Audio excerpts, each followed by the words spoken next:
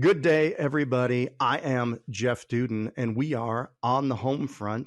As always, this podcast is brought to you by Homefront Brands, simply building the world's most responsible franchise platform, encouraging entrepreneurs to take action to transform their lives, impact communities, and enhance the lives of those they care the most about. All the while delivering enterprise-level solutions to local business owners out there on the Homefront where it matters. So, if this sounds like you, check us out at homefrontbrands.com today and start your next chapter of greatness, building your dynasty on the Homefront. I will be right here looking for you.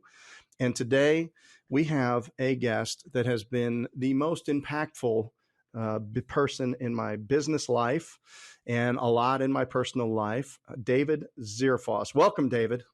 Well, it is absolutely fantastic to be with you. You've always brought so much energy into the room, and that always excites me. So I feed on that. So we'll make it a blessed day for both.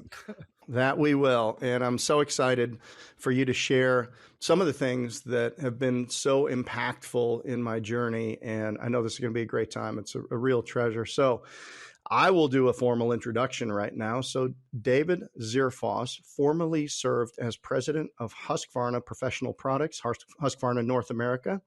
David led his team in generating hundreds of millions of dollars in company growth, somewhere around an 18-year, 10-year in the leadership role there, maybe from $30 million up to over $500 million in sales through the division. So exponential growth, incredible leadership, and really a testament to building a business well. His leadership was instrumental in nurturing an entrepreneurial culture within the large corporation, fueling its success. After retiring from this role, David transitioned to become a Vistage Chair, which is where I met David, drawing from his experience as a Vistage member during his 18-year tenure at Husqvarna.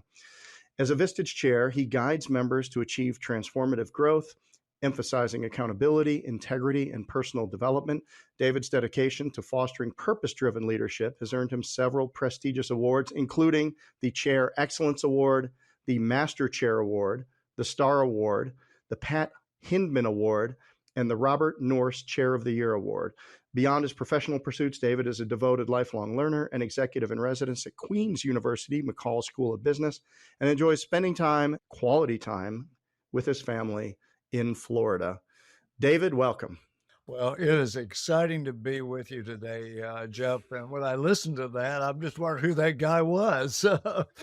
Well, to have this opportunity to be with you and folks that are entrepreneurs, planning to become entrepreneurs, and just that fascinating journey that I have been involved with small, medium size business and very large businesses.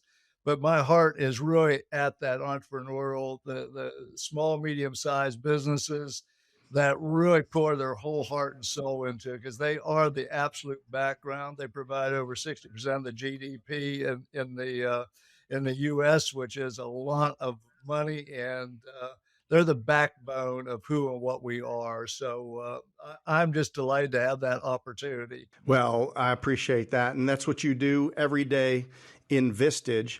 And I know we know what you're doing now. We'll get into that. But would you mind sharing a little bit of your background, your early story, some of the transformative things that happened to you in your life, and kind of what led you to your business career? Jeff, it's a great question, and the older you get, it gets to be a longer answer. Just curiously enough, is I just returned last evening from a family reunion in my hometown, which was actually in the farm in the middle of nowhere in Western Pennsylvania. But it's an unlikely story in my journey of where I ended up. My life started, I was born on a farm in the middle of nowhere in Western Pennsylvania. And the operative term, I was born on the farm, was not in the hospital, etc. In fact, is my middle name comes from my uncle. It was just returning from World War II and walked from the bus station about 7 miles away and was walking up the lane when I sort of got introduced by my mother to the world. And so I got his middle name of Riley in that process. And I was able to share with one of his great grandchildren, which he is not alive, but that story, which was refreshing. But it was on a farm in the middle of nowhere, and it was when I share that is it was a great experience growing up on the farm, and one I didn't appreciate as much as I should have. But I've learned is I have many lessons I didn't figure I was going to be sharing with people along the way, because it wasn't nearly as wonderful as today as with GPS and tractor cabs and all of that. It was very hard work. And my dad had to work a midnight job just to be able to support the hobby of farming, which wasn't a hobby. It was supposed to be a paying enterprise. But, I went to a one room schoolhouse for 5 years of my early part of my education. And it said, and I like to, though, make sure your listeners know I didn't repeat the same grade. But I learned a lot in a one-room schoolhouse of how to grow up. We had chores to do, like bring coal in for the potbelly stove that was in the middle of the schoolroom, the large schoolroom. We also learned the green environment. We had things called outhouses, et cetera. But, I learned so much in that process. And the great part about it is that when I was having some attention deficit, I could listen to what was going on in the other grades in between when we were supposed to be quiet. But I also learned is that the teacher ruled with an iron fist. That's the only way you kept 3 grades in the same room. So I learned a lot of discipline. I learned discipline in school. I learned discipline on the farm, etc. That has served me well, even though I might have not appreciate it all at the same time. But I can also remember going to the public school or the consolidated school. When we walked into that, where about 8 different of these country schools came into the city school, and we became part of it. And I mean, this was a scary experience. We walked in, and the hallways were longer than I could hardly see, and they had these things called lockers. I didn't even know what a locker was. And so the teacher was trying to do their best to make us country folks feel at home, where we had clodhoppers and the city folks had penny loafers, and a bit different and disorienting. The good news was my last name was Zerfoss, so when the teacher went around the room in her exercise of trying to get us to meet each other, of what we wanted to be when we grew up. And as they went around, of course, all the town kids are going to be engineers, they're going to be doctors, they're going to be firemen, all that stuff. Things I didn't even probably even know what they were inside of it. And I'm trying to think, what am I going to do when it comes to me? Well, it did eventually get to me, and somewhere I blurted out is I'm going to become a businessman and carry a briefcase. Well, and the only thing I can relate to that is that I learned the term cold selling inside of my dad. We rose, in addition to other farming, we did truck farming of raising strawberries and sweet corn and peppers and stuff. And he would drive the car, if it was a car or a pickup, down the middle of the road, and my brother and I would go to each side of the street and knock on doors, which were pretty intimidating for a farm kid, because these houses looked like monstrous houses compared to what I grew up in, with manicured yards and all of that. And so I learned a lot of lessons there, even though they were a little bit scary at the time. But then is when we were in the main on Main Street, is we saw all these folks are they had these bright new cars. Our cars were all rusted out and sort of patched together, etc. But they had these brand new cars, and of course, at that time, they were really long cars, and they were wearing suits, and they were carrying briefcases. So that's the only thing I can reflect is where I came up with this, maybe not so quick responsive answer, but, it has served me well. And as I reflect is, I didn't realize what a powerful declaration was when I made it. So eventually it worked out pretty well to be the head of a large public corporation. And the aspect of it is I have more briefcases than I should share, because Barbara's always trying to give them away. but it really taught me a lot. But I didn't realize what a powerful declaration was of who we decide and what we want to be. Is somewhere our subconscious mind goes to work to help make that happen. So a lot of lessons I learned along the way, went on to college, worked my way through, worked full time. When I graduated, I had 3 children and a wife. And so I was dead propelled as I launched into my professional career with Exxon on their executive development ladder, which was really interesting. So it was a world that I kept growing at every level, whether I wanted to or not. But I also learned is if you're not growing, you're going backwards. So in some way, Yeah. shape, or form. Perfectly done. So, a couple of things I took away. I learned early the power of exposure with my kids. If people don't get exposed to things, then they rarely put them into their vision. And the example that I learned, so my family grew up in Chicago, and my mom ended up moving to a farm in Wisconsin. So we would go when the children were young, and we would make the pilgrimage home for Thanksgiving or a holiday or whatever it was. And we would go and spend time with family in Chicago and Wisconsin. When it came time for my son to make his college football list, he aspired to play football in college. What are the qualifications? Well, I don't want to go too far from home. I want to look, whatever those were. He had all of the schools conformed to the parameters with which he said, and then he put University of Wisconsin on there. And when I asked him, I said, why in the world would you put University of Wisconsin on there? And the only reason is because he was exposed to it at a very young age. So I really realized at that point that, wow, what I need to do really to inform my kids' thinking is not teach them what to think, but teach them how to think, and then put exposures and experiences in front of them that will then inform their thinking. So that's when I moved towards really experiential learning and really trying to put people in my kids' lives that could impact them. And it's really the same thing, whether you're building a 12-year-old football team, or you're building a franchise business, or like you did, a dealership model.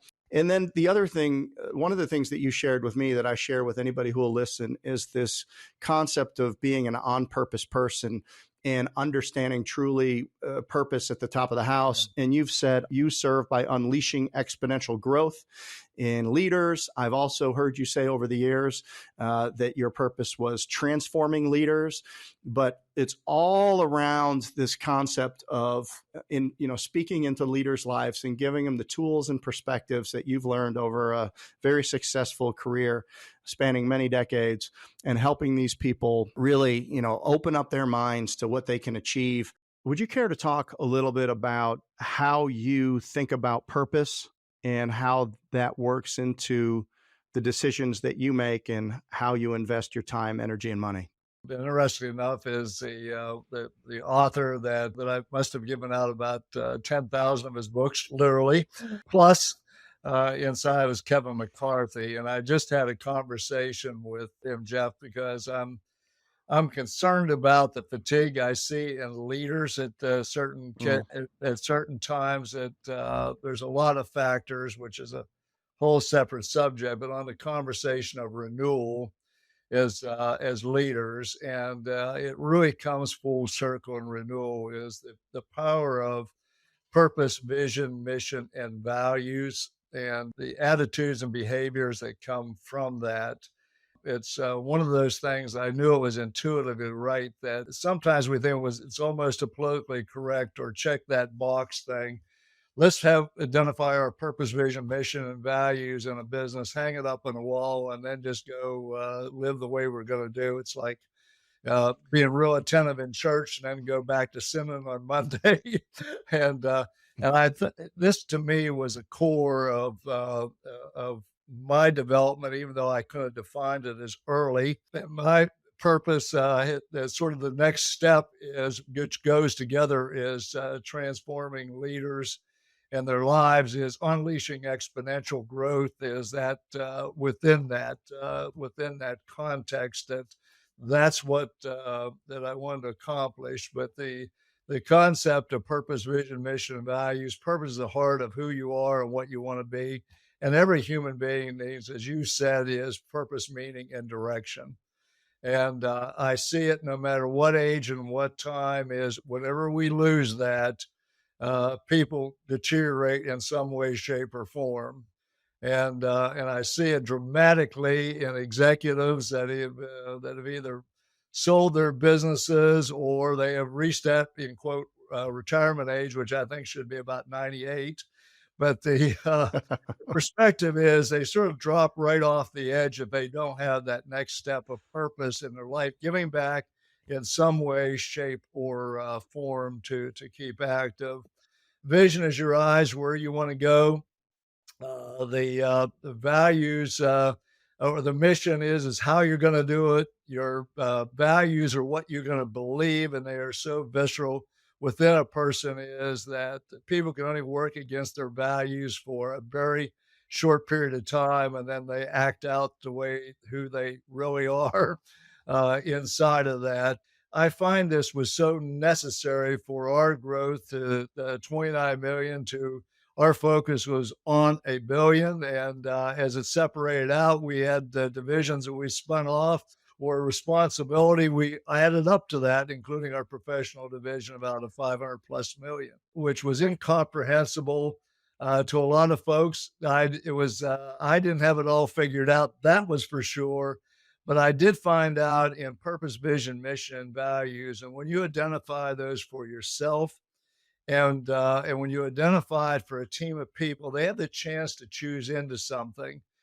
People as leaders is folks around you can't go any farther than where you stand in the future.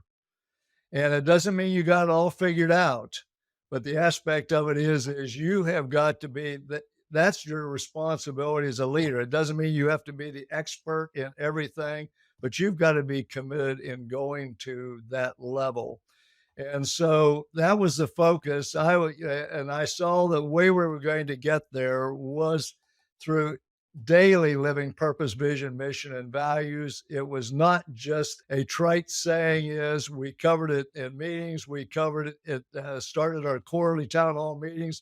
We covered it with vendors. We covered it with new employees. We covered it with existing employees, and we covered it every day in some way, shape, or form. And we were surrounded in that organization by visuals. People were very much on visuals. But I told very early on, and quite frankly, when I took over as a leader, we were sort of in a dysfunctional situation. And I knew the only way I was going to bring them together is to develop our charter of who and what we were and have them participate and help to develop that. But I saw as readily I saw as I told Faith, we were not going to be ducks and waddle around and quack. And I don't have anything against ducks, by the way, before Peter calls me. But the aspect of it was that ducks sort of waddle and quack. I wanted our folks to be eagles and to soar above the eagles are the only bird that can actually soar above the storm. They actually is when crows pick at them, et cetera, they simply fly higher because the crows can't exist in that atmosphere up there. But they certainly have tremendous vision. They see things from a mile in the air that is small as a small a mouse or rabbit or whatever. And there was so many things about the eagle characteristics that I wanted to see both in our folks and in our leadership. That we were soaring above the of the rest. David, I'd like to unpack that a little bit. Right. And because there's so many people, even at startup organizations that are growing fast, you've got a group of people that are connected to you directly. They have privity to you on a daily basis. It might be your leadership team, it might be your salespeople, whatever it is. Then you've got another group of people that are next level down that that are being led by the people that you're leading. Yeah. And you come into an organization, you grew your revenue line through a dealership network. Yeah. So you use dealers as distribution. So now you've got this disparate group of dealers. You don't have great control over dealers. It's very much a give and take relationship. It's not like a franchise where company standards, the brand standards, all of this type of stuff. Dealerships, they have to maintain the standards of your products that you're putting into their shops, but it might be some, Bob's landscaping equipment in Ottumwa, Iowa, somewhere, right? And they are a dealer, an authorized dealer of Husqvarna products. So you've got that dynamic of dealers. Then you've got people that are reporting directly to you, which is a relatively small group. And then you've got all the complexity. You've got manufacturing, distribution, supply chain, marketing, and all these different things. How do you communicate and cascade down the messages that you think are most important, that you really want to infuse into the culture of the organization? Do you have any tips, tricks, standards that as you think about that? Well, I believe you have to develop that charter of your purpose, vision, mission, and values, and you got to be prepared to live it every day. You got to be prepared to defend it. You also got to be prepared to understand it and interpret that and share that with a way with the people that they understand it. But they understand it best when they see leaders doing the things they should do, their peers doing the things that match up with it, because I wanted it very clear, Jeff, for them to be able to choose in or choose out in that process, and it only comes from repetition and belief in repetition, not just whining about it, is sharing examples and who we are, what that is. And it's also defending it. And you've got to defend it in your organization. As I'll repeat it, I didn't want a vendor to come into us that was the cheapest supplier. What I wanted one who was that aligned with us and believed in us and believed in who and what we were, just as surely as you would not invite bad actors into your home. You're going to protect your home. You're going to protect your family, etc. Hmm. That's how strongly I believe about purpose, vision, mission, and values. And you're teaching it every day by examples. And I knew when I was winning, when I went down the hallway and I heard folks repeating that to whoever they were talking to, whether that was a customer, whether it was one of the folks that reported to them, et cetera. That was our litmus test of how we evaluate who and what we were and going in that direction. But I also think you've got to put at the heart of this, and I've shared with you over the years, are the typical organization. People say, well, I hate silos. Well, they draw it like silos, the organizational chart. So I decided there was a different way to do that. We had called it the donut organization. The donut had multiple rings on that, and in the very center was our customer, and that's who we had to focus on, who they were, what they were, and deliver to them in the way they wanted to. But also, the next circle out was our folks that dealt with them directly. And so I wanted them pouring their purpose, vision, and mission into the customer. Then there were people outside that next ring that were either managers, et cetera. And as we went out inside, that ripple effect is all arrows were pointed to the inside, treating not only our customers at the center of it, but we had to treat each other like customers in the way that we believed in them, supported them, et cetera. And because it's not too long, I see new business leaders go in, they're excited about serving the customers, et cetera.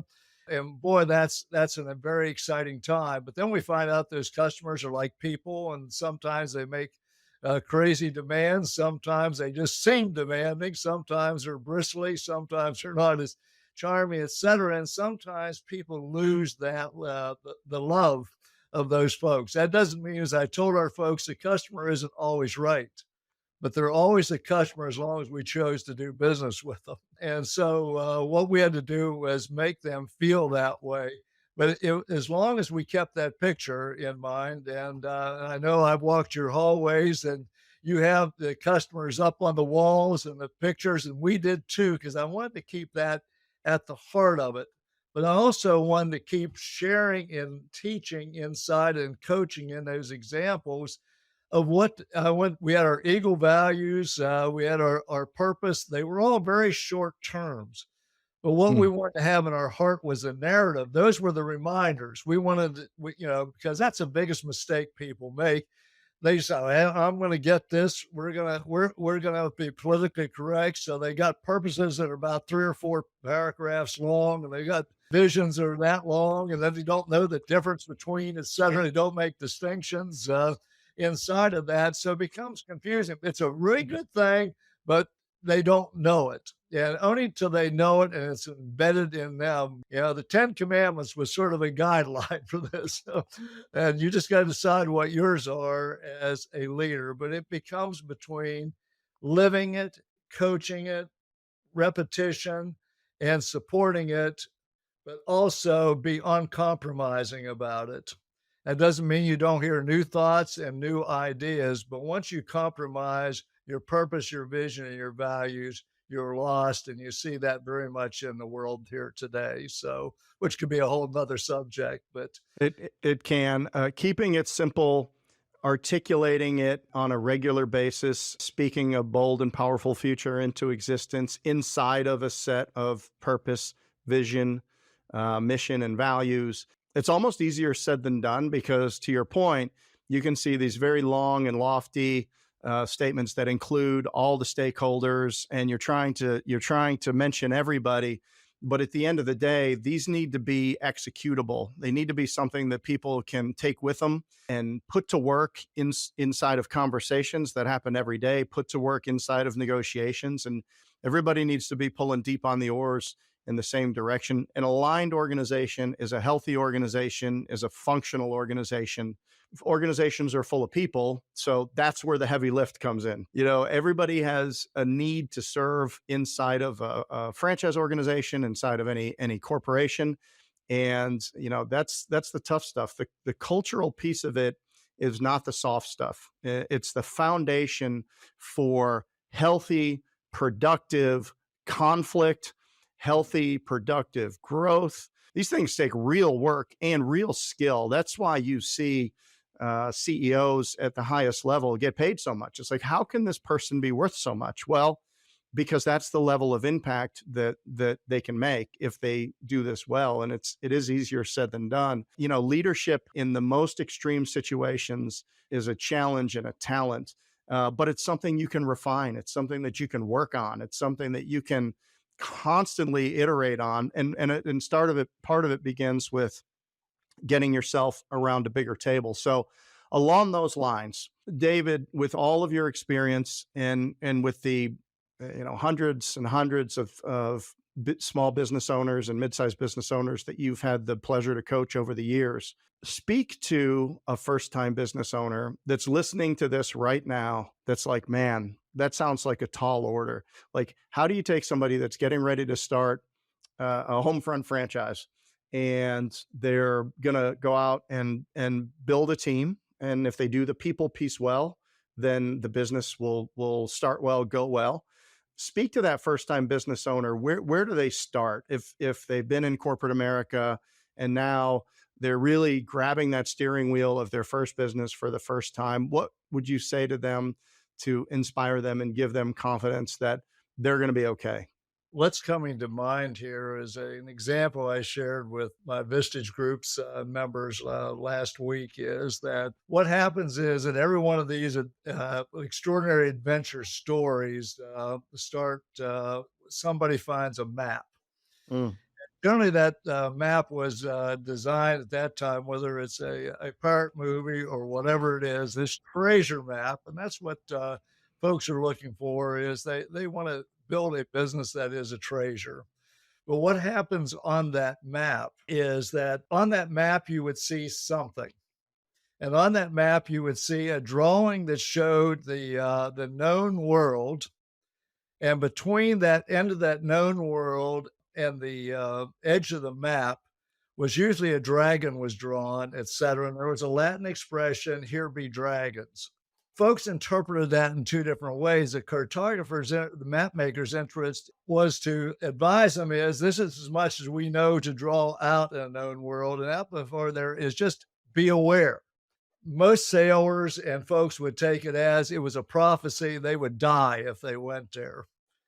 And so, what does that have to do? It'd be a good question now for your listeners and yourself of where is Dave going with this? I would suggest to you that we all have mental maps that we get up with each day. And your folks coming into this, because we're human beings, Dave had a mental map that was limited, but guess what is it, there could be a prophecy of this is could be doom, scary. There's a lot of negative things could happen out there. But the aspect of it is if you see it as opportunity, because for those captains and sailors, that adventurers and explorers that went out, they found amazing new worlds. And that's the journey that your folks are on. And the aspect of it is where are we in our mental maps? Because once we step out of the unfamiliar, it is different. But what you do is you align yourself with a peer group of folks that are like-minded, not groupthink. Groupthink is everybody sort of thinks the same stuff. Like-minded is you think about it, but you have a diversity in skills that you bring into that room. Is you want to be surrounded by those folks, and I think that is the absolute genius that you have in your model, Jeff, is just what you're sharing. I'm so proud and so excited just to have this conversation with you, Jeff. Is that you're providing with a heart and intent of these folks your version of unleashing exponential growth inside of this.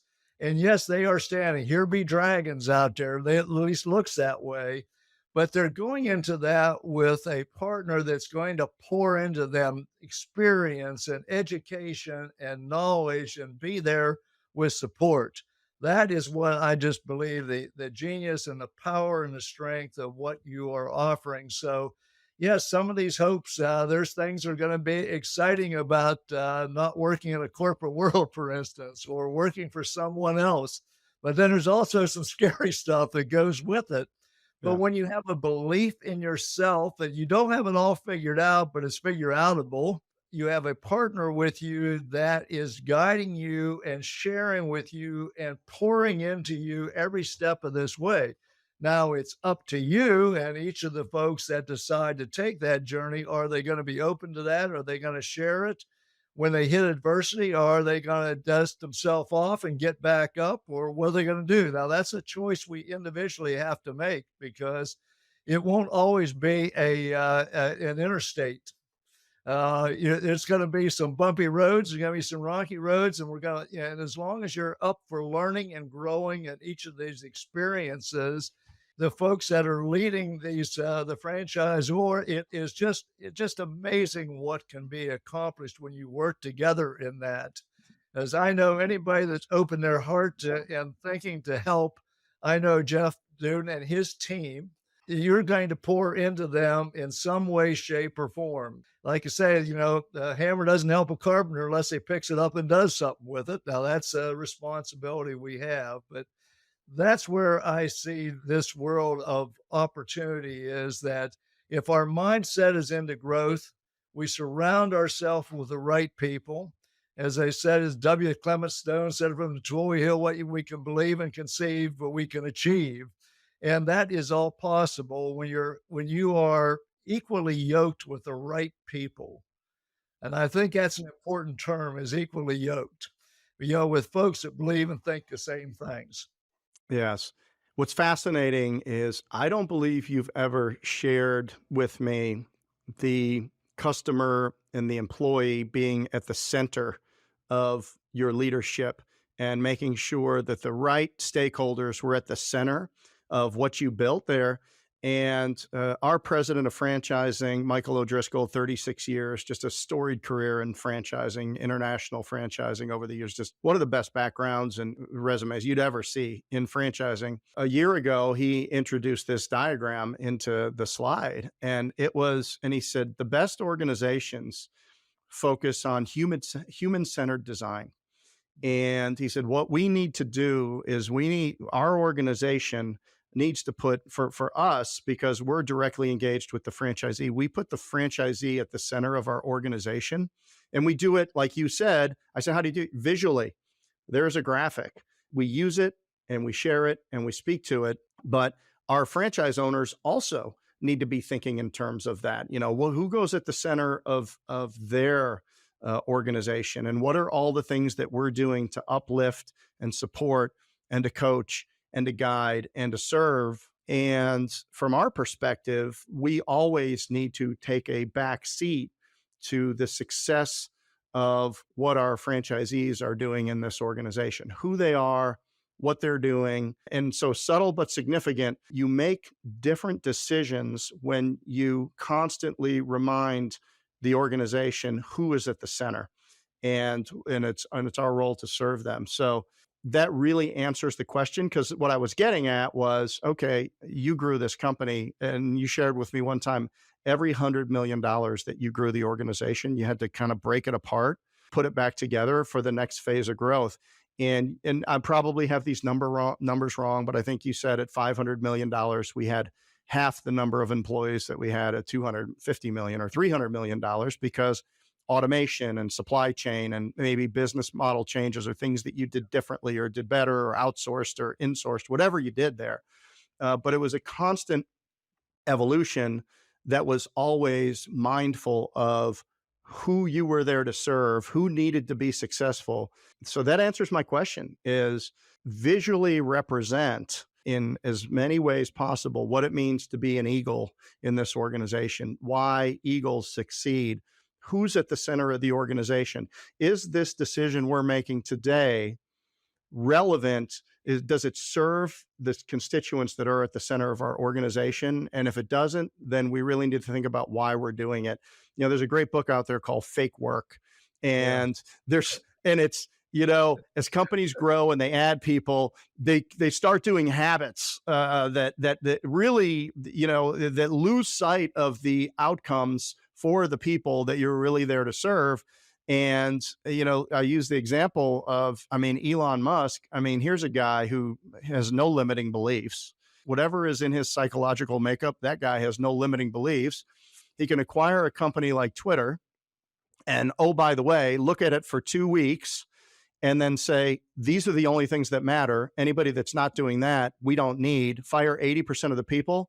And then some 2 months later, my Twitter icon changes to X on my phone automatically. How does that? That's never happened before, right? So, and oh, by the way, the service continues to provide the same service that it did before, with 20% of the people. So that's an extreme example, but I don't think the example is lost on us, is knowing the small subset of things that truly matter in a business and keeping those front and center for your team, and informing your actions, your behaviors, your decisions, and where you spend your time. Organizations can get fat and sloppy very quickly. And it's not anybody doing anything with the wrong intention. They're just not clear on what the purpose of the organization is. I would again say amen, Jeff. How's that, Teach? How's that, Coach? Boy, you're doing great. I'm learning from the student. No. The perspective you mentioned, sharing some insights on what you just shared, is that Elon Musk it was on a panel discussion, I think it was some weeks ago, and he spoke about, how he got there and what they do and what he believes in. As he looks at life as first principles. And first principles is an idea that goes back many, many years. But first principles were absolutely necessary. And first principles is being a customer-centric organization. What are those fundamental truths? How do we simplify our business? People make businesses very complex, and you would say complex is to help serve the customer, and they don't. They actually are a negative. But you have to understand what are the most basic and important things we do, and those are really the first principles, because the world right now is chasing a lot of its shiny stuff.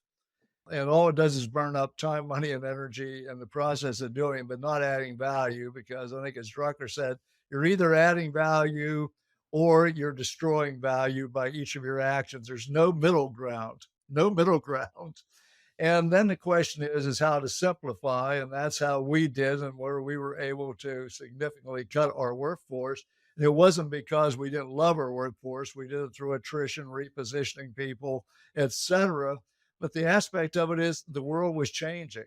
And right now I am sharing with my members that my word for this year is readiness, because there's so many shifts and changes out there in leadership. And that term VUCA, that was a military term that was derived in the Cold War era, and then it went into business learning and strategy until we had these windfall times, and everybody sort of forgot strategy. They sort of just said, "Hey, I'm really good," and they forgot maybe the world was really good at that point inside of it. But VUCA being it's a volatile world, it's uncertain, it's complex, there's ambiguity, etc. And I want people ready for it. It's like the Navy SEALs thing is you don't rise to the occasion, you fall to your level of preparation. Mm. And that's what you do with home brands and your franchisees, which I think is so admirable. You prepare them. Things are shifting and changing, and you're preparing and shifting and changing for their success. And when you're relating, it was Miller wrote the book as a story brand, and Yes. it was always about making the customer the hero. And whether that customer at that point is a specific client or it's one of your team members, I want to make them the hero. We get caught up in selling all the features and benefits and we pour into them, and there's good things to have, and that's important. But at the end of the day, is what the customer's going to do is what does this do for me? And they all have hopes and dreams and challenges, etc. And if we come alongside to make them the hero, guess what happens? That same tide raises all ships. And I think that's what we are called to do. And how are we ready for those? And are we ready to truly listen? So well said. Dave, and what you do now, would you care to talk a little bit about Vistage and how that enables you to speak into entrepreneurs and business owners? And I will share that I was a member of maybe your first Vistage group in the Yes. Charlotte region. And I think the average tenure of Vistage members is somewhere around 8 or 9 years. I don't know if it's changed over time, but I was in for 9 years.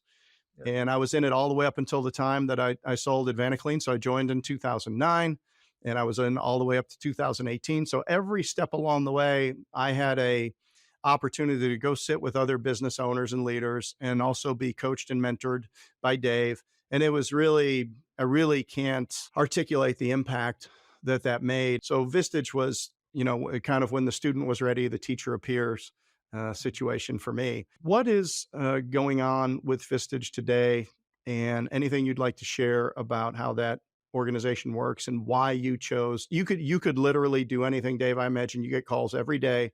Come run this company. Come, do this. Come do that. Just speak here, speak there. Give me one-on-one coaching. You just have a resume that I know people reach out to you for help all the time. Why Vistage for you? Vistage put me in the center of the of the donut. I was a member for about 12 years and never use average and Jeff Duden in the same sentence. That's my coaching advice. I appreciate your humbleness, but a member for 12 plus years. I have been a chair for 12 plus years now in that process as a facilitator, et cetera, and see these groups and folks grow. And I'm delighted. I unabashedly tell them about Jeff Duden and a great how much Vistage and Dave did for him. No, I'm just saying how proud I was as a member. Haven't lost my sense of humor, but the aspect of it is that if the only coach you have is yourself, you've got a fool for a coach, and that's pretty strident. It sounds a little bit tough, but the aspect of it is who you surround yourself with, and it's interesting in growth. There are certain instincts that get you so far in life, and you have folks that will be hearing this that they're hearing this because they've had a level of success so far. And you're going to help them surpass that by exponential increments. But then, after you get past instincts, people start to get some skills and stuff. Then we start making judgments. And judgment sounds like a good thing or a bad thing, but the judgments get to be like the known world map. And what happens is then we don't step into the familiar because we have all the answers at least we're comfortable with wanting to have. And now we got to step into this land of unfamiliar, which is opportunity and risk, et cetera. In fact, is for my last Vistage group, I have in my hands here. You would know this as a coach. Red flag. It's a challenge flag. And Vistage, as a member, in my role as president of Husqvarna North America, they provided that challenge because when the challenge flag is thrown, it stops the action, right? Mm. And then is you got to evaluate what the decision was and made, and then you go forward, whatever that answer is. Now, some of the fans don't accept it, but inside of this, but we've got to be willing to throw the challenge flag on ourselves to start with. And that's what we do at Vistage. And now I have the great opportunity to work with 100 plus executives. It is a delightful experience. It's my give back in the world, which I have been blessed, and I want to see others blessed. I want to live my purpose. And there's a non-selfish side. There's a selfish side of that. If I'm living my purpose, I've got energy, I have life, et cetera. And people that stop having purpose, that they sound retirement sounds like a great idea. And I said, what are you going to do then? And what I will notice, if they retire and don't have something to do, they unfortunately pass away shortly. But I also learned is inside of this is, and I hold it up and you've seen this from me before, is whose job am I doing now? And this is the learning is that I'm just thinking about my heart pouring out to these folks that are going to be taking off and investing their life, livelihood, time, money, and energy to follow their dream. And to do it is, it'll be heavily on your shoulders to begin with. But what you've got to develop is whose job are you doing? To begin with, you're doing everybody's job. But for that work to scale is you start to get the right people around the table with you that can help lead and take this to the next level. And that's what Vistage does is it helps you step on beyond is if you're doing everything yourself is you have one of the things in leadership is how do you get work done through others? Even though to begin with is I wore about 3 or 4 different hats, just like they will inside of that. But as you scale, you got to scale and bring the right-minded people alongside you. And that's what Vistage taught me. The other aspect of it is you got to keep pouring into leaders that you surround yourself with. If you're not developing your leaders, you're not really executing as a leader. And so that development is necessary is getting an environment where they can learn, where they can grow to change. Because like I said, is there's stuff going on in this world as far as leaders. We think and we talk about companies, we think about hierarchy. There was a word invented a couple of years ago called wirearchy. And what it simply means is that every job is essential. And this guy, pretty smart guy, Cotter, wrote this book, Change. A Harvard professor who's written a number of books, but inside of Change is anything you do at this time, everybody's got to be informed in the organization because there's so many impinging points and connection points where the term hierarchy comes together is you need everybody that is thinking through shifts, change, technology. I'm just thinking about AI, getting my members ready. How do you deal with this? How do you figure it out? How do you harness it? How do you capture it in a way that adds value to your organization and to your customers? So there's a continuous learning that's got to take place. People got to keep stretching, as I said, as a challenge flag, and we threw this out the last meeting is no challenge, no change, no growth. And that's what I believe is our purpose in life. And that's what we'll be remembered by is how we poured into other leaders. And we also had the courage to throw the challenge flag out for ourselves and for our team and for our customers. And if they don't stop what they're doing and evaluate it, they're going to keep on getting what they don't want. And so I think this is the goal. As I tell folks, I'm not much into SMART goals. I'm into things smart. I'm into genius goals. Genius goals is, I think that stands for greatness of purpose. I think E stands for exponential, N for no limits, I for impactful, U for unreasonable, and S for stretch. And generally, what happens in SMART goals, we figure out a way to stay safe. And when you stay safe is you don't venture out into the land of the unfamiliar, and we don't reach out in the land of the unfamiliar. We don't ever learn what is that potential for greatness and richness and rewards that are out there. I hope everybody listening is prepared to put time on their calendar to listen to this again with a pen, with a paper, and to write down and to really ask yourself these questions that Dave is asking us today. Because this is the stuff that great companies are made of. Whoever's got their hands on the wheel of the ship, really have an obligation and responsibility for leadership. Anything left to itself always goes from bad to worse. You might take a break and you might think, well, there's people working on it and it's fine. That's a fallacy.